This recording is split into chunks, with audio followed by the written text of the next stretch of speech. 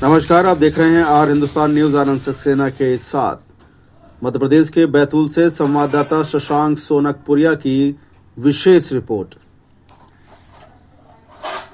सावधान हो जाइए, आपके बैंक खाते के भी दुरुपयोग हो सकते हैं। बैंक खातों के माध्यम से बैतूल में 9.84 करोड़ की सबसे बड़ी साइबर लूट का पर्दाफाश। मृत व्यक्ति का बैंक खाता भी हो रहा था और इस ठगी में मृत व्यक्ति का खाता इस्तेमाल हो रहा था। बैंक का कर्मचारी भी था ठगी में शामिल, उपलब्ध करवा रहा था बैंक खातों की डिटेल। 3 आरोपी गिरफ्तार। बैंक प्रबंधन पर उठ रहे सवाल, जो कि बहुत ही गंभीर सवाल हैं। क्या आप भी छुपाया जा रहा है, आपसे भी सच छुपाया जा रहा है? एक ही बैंक के 7 खाते हो रहे थे इस्तेमाल। क्या बैंक मैनेजर और कैशियर को नहीं लग पाई इस बात की खबर? पुलिस को क्यों नहीं किया गया सूचित? मामले में उठ रहे हैं कई अहम सवाल।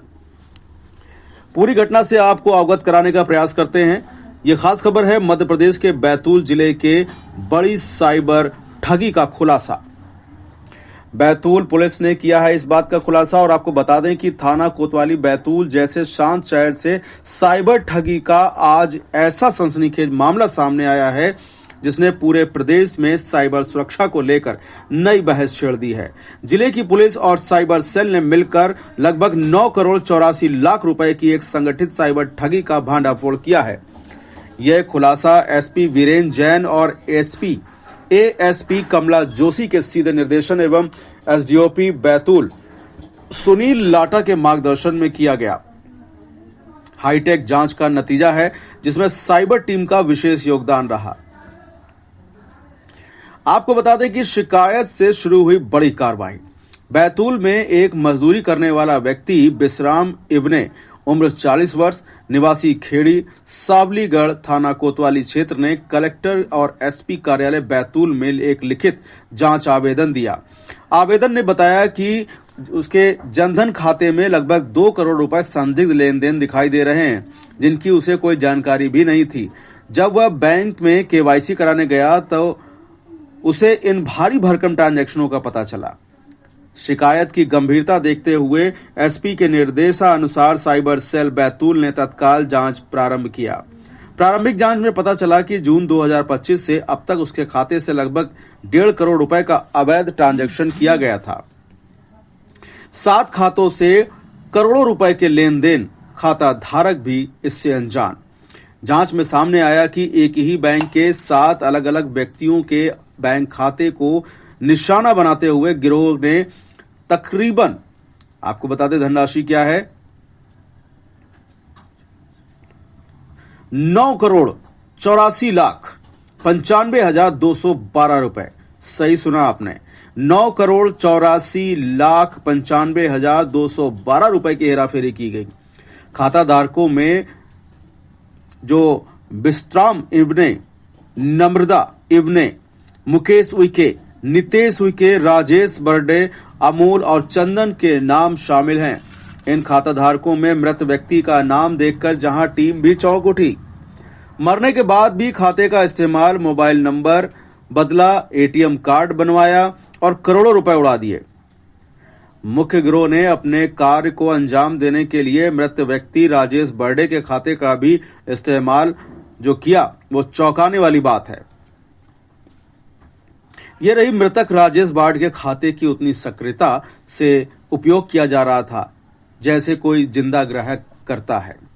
गिरोह ने मोबाइल नंबर बदला, एटीएम कार्ड जारी कराया, इंटरनेट मोबाइल बैंकिंग का लिया एक्सेस, ओटीपी पर कब्जा जमाया और फिर मृत व्यक्ति के खाते से लगातार ऊंची रकम के लेन देन किए गए। यह खुलासा पूरे केस का सबसे भयावह पहलू बनकर उभरा है।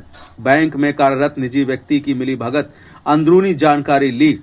पुलिस जांच में पाया गया कि बैंक में पासबुक एंट्री करने वाला एक टेम्परेरी कर्मचारी ही इस गिरोह का मुख्य सहयोगी था, जिसकी सहायता से गिरोह के हाथ बैंक शाखा की गोपनीय ग्राहक जानकारी तक पहुंच चुके थे, जिसके जरिए पूरे वित्तीय फर्जीवाड़े की मशीनरी चलाई जाएगी। पूरी मशीनरी चलाई गई और इसने ग्राहक के दस्तावेजों से छेड़छाड़ किया, खातों में फर्जी मोबाइल नंबर लिंक कराना, एटीएम कार्ड जारी कराना, पासबुक चेकबुक का अनधिकृत उपयोग जैसे कार्यों के जरिए गिरोह को खातों तक अंदरूनी जानकारी उपलब्ध कराई। और मुख्य अपचारी राजा राजपूत ने बैंक में काम करते हुए कई खातों की संवेदनशील जानकारी अवैध रूप से हासिल किया। इसके तार जिले से बाहर बैठे साइबर अपराधियों से जुड़े हुए पाए गए। किट ट्रांसफर का नेटवर्क, खाते की पूरी किट इंदौर भेजी जाती थी। गिरोह प्रत्येक लिखित खाते की एक किट तैयार करता था जिसमें लिंक की गई SIM, ATM card, passbook, chequebook शामिल रहती थी। यह किट बस के माध्यम से इंदौर भेज दी जाती थी जहां से बाहरी फ्रॉडस्टर बड़े ट्रांजैक्शन को अंजाम देते थे।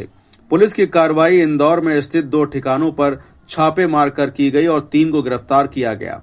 तकनीकी विश्लेषण के आधार पर बैतूल पुलिस ने इंदौर में आरोपियों के 2 ठिकानों पर दबिश दिया।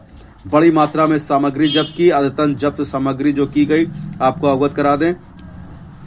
15 मोबाइल फोन, 25 सिम सहित 21 एटीएम कार्ड, 28,000 रुपए नगद काले बैग में, 11 बैंक की पासबुकें, 7 चेकबुक और 2 पीओएस मशीन, 69 एटीएम जमा रसीदें, 21 लाख जमा और 2,48,000 की जमा पर्ची, 2 लैपटॉप, एक एक्सट्रीम फाइबर राउटर, 4 रजिस्टर व डायरी रिकॉर्ड इसमें बरामद हुआ है। और जो गिरफ्तार हुए हैं, राजा उर्फ आयुष चौहान 28 वर्षीय निवासी खेड़ी सावलीगढ़, दूसरा अंकित राजपूत 32 वर्षीय निवासी इंदौर, नरेंद्र सिंह राजपूत 24 वर्षीय निवासी इंदौर, इन्हें गिरफ्तार किया गया है।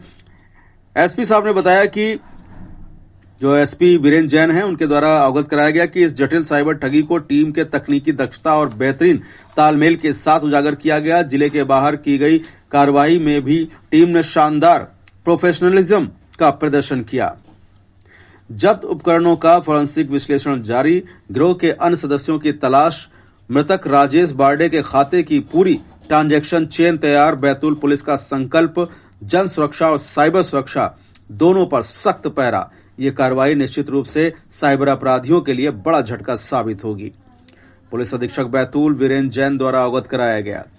सावधान हो जाइए, अगर आपके साथ भी ऐसा कुछ है तो तुरंत बैंक जाइए और अपने खाते की पूरी जानकारी लीजिए। समय समय पर अपने खाते की जो पासबुक है उस पर एंट्री जरूर कराते रहिए। अगर खाते में कुछ भी संदिग्ध लेन देन होता है तो आर हिंदुस्तान आपको ये अवगत कराता है कि बैंक के संपर्क में रहें और अपने खाते को सेफ और सुरक्षित रखें। ओटीपी किसी से भी शेयर ना करें। मोबाइल नंबर चेक करते रहें संचार साथी एप्लीकेशन पर या संचार साथी वेबसाइट पर अपने मोबाइल को चेक करते रहें। ये नंबर किसी और के पास तो नहीं है, इस नंबर पे कोई संदिग्ध व्यक्ति की आईडी तो नहीं लगी है। तो सतर्क रहिए और आर हिंदुस्तान के साथ बने रहिए। फिलहाल आप सुरक्षित रहिए, जुड़े रहिए आर हिंदुस्तान से। नमस्कार। बताएं, ये जो पूरा बड़ा फ्रॉड सामने आया है, लूट सामने आई है, एक साइबर लूट, कैसे ये आपके संज्ञान में आया था और कैसे तफ्तीश चालू थी?